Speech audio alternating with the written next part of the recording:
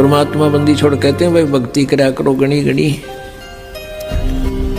और ये समय ये दाव फिर नहीं लगेगा। मनुष्य जीवन की प्राप्ति, ऊपर से वो सही भक्ति मंत्र, भक्ति की साधना प्राप्त होना, ये एक दाव लग गया आपका। और पाछे फिर पछताओगे जब चला चली हो जाए, मरते नहीं कहेंगे ठाओ ठाओ। चलो परमात्मा हमें याद दिलाते हैं कि अब तुम भूल गया उस परमात्मा की महिमा को।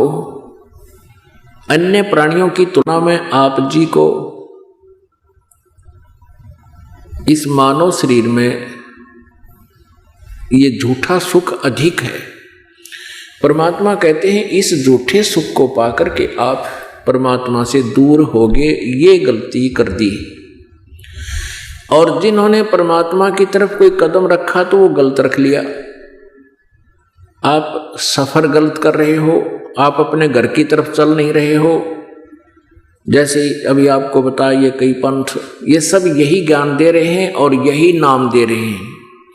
कुछ एक ने चतुरता कर ली है, जैसे डेरा सच्चा सौदा सिरसा वाले धन धन सतगुरु बोलते हैं जिनको, उन्होंने 3 नाम चालू कर दिए। किसी ने प्रश्न किया इनसे बार बार कि ये तो काल के नाम है पांचों, क्योंकि तुलसीदास हाथरस वाले ने अपनी घटनामण में लिखा है प्रथम भाग में कि ये 5 नाम काल के जानो।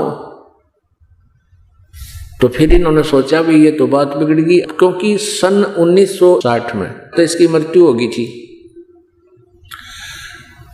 एक सच्चा सौदा के प्रवर्तक श्री खेमामल सिंह जी की, और उस समय तो भोले भाले श्रद्धालु थे, छोटे मोटे कोई चमत्कार दिखाए दे उसके पीछे लग जाते थे। तो फिर इन्होंने इन 3 नाम रख दिए, अकाल मूर्त, शब्द स्वरूपी राम, सतपुरुष, कि इनसे मोक्ष होगा। अरे ये तो पर्यायवाची नाम है एक ही शक्ति के। अब उस परम शक्ति को सत्यपुरुष कहो, सतपुरुष, अकाल मूर्त कहो। सतपुरुष का अर्थ होता है जिसकी मृत्यु ना हो, सच्चा। और अकाल मूर्त भी वही है जिस देहधारी की, अकाल मूर्त, मूर्त माने साकार भगवान की, और जिसकी कभी मृत्यु ना हो, जिसका कोई काल ना हो, अकाल। और शब्द स्वरूपी राम भी अविनाशी परमात्मा को ही कहते हैं, ये उसके शब्दार्थ है, पर्यायवाची शब्द है।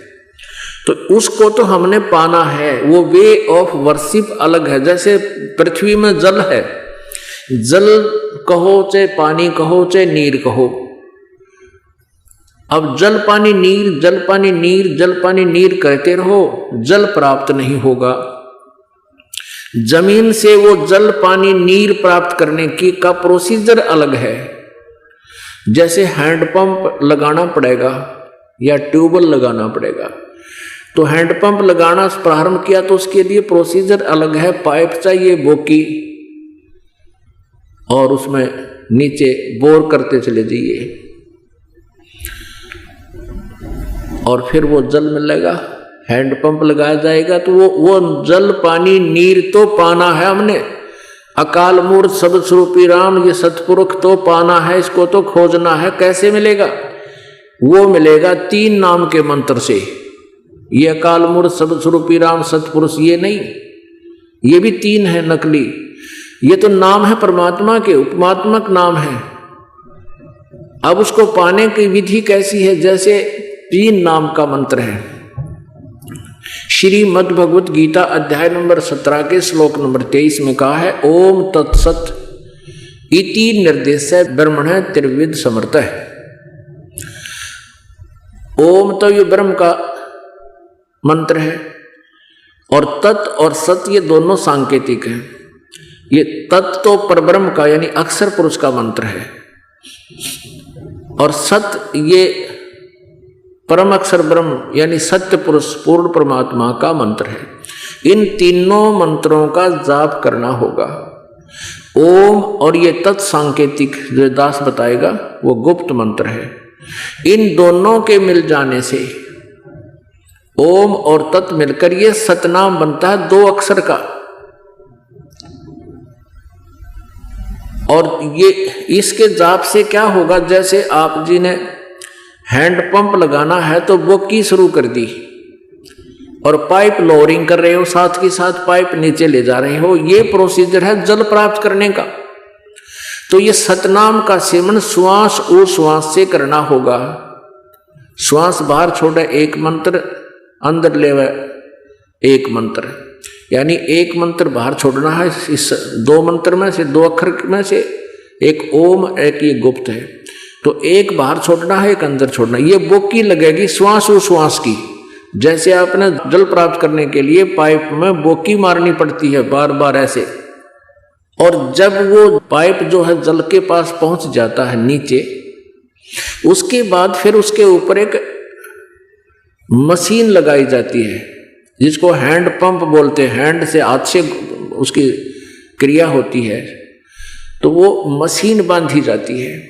वो मशीन लग जाएगी तब वो जल, पानी, नीर हमें प्राप्त होगा। ये प्रोसीजर है पानी का। तो सतनाम के दो अक्षर हैं ये सतनाम में, एक ओम, एक ये तत्संकेतिक, ये दास बताता, जिनको उपदेश मिला हुआ है उनको पता है। तो इनके सिमरण से तो आपकी भक्ति बढ़ती चली जाएगी, बढ़ती चली जाएगी।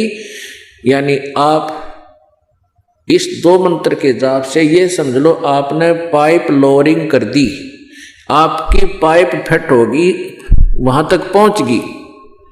उसके बाद फिर ये तीसरा मंत्र आपको सारनाम दिया जाएगा। सारनाम वो मशीन होगी, हैंडपंप होगा, जो जल पानी नीर को मिलावेगा, जो उस अकाल मूर्त सब स्वरूपी राम सतपुरुष को आपसे मिलावेगा। वो सारनाम है। वो सत जैसे ओम तत् सत में ओम और तत् मिलकर सतनाम बन गया, और तीसरा जो सत रह गया वो सारनाम है, वो गुप्त है, वो दास बताएगा। परमात्मा भी कहते हैं, धर्मदास जी से कहा था, धर्मदास तो लाख दुहाई, ये सार शब्द कई बार न जाई। सार शब्द बार जो पढ़ी, बिचली पीढ़ी हंस नीति रही। धर्मदास तो लाख दुहाई कि अभी इस 3 मंत्र के जाप को डिस्क्लोज ना करना, तुझे लाख दुहाई, किसी को बताना नहीं, तू स्मरण करते रहना। यदि अब ये डिस्क्लोज हो गया, आज से 600 वर्ष पहले की बात है, तो ये नकली जो काल के आवेंगे दूत, ये संत बना कर भेजेगा नकलियों ने, ये भी यही नाम देना शुरू कर देंगे। और फिर ये पिछली पीढ़ी, क्योंकि कलयुग के प्रथम चरण में परमात्मा स्वयं आए थे, और पिछली पीढ़ी अब है, जो अब ये पीक टाइम है भक्ति का। सारी जनता शिक्षित होगी, सदग्रंथ हमारे पास है, हम आसानी से परमात्मा को समझ सकते हैं। इसलिए परमेश्वर ने शिक्षा का अब यहाँ पर अब इस समय में ये शिक्षा सबके तक पहुंचवानी थी, और शिक्षा का कोई लाभ नहीं। बच्चों सत्कर मान लेना।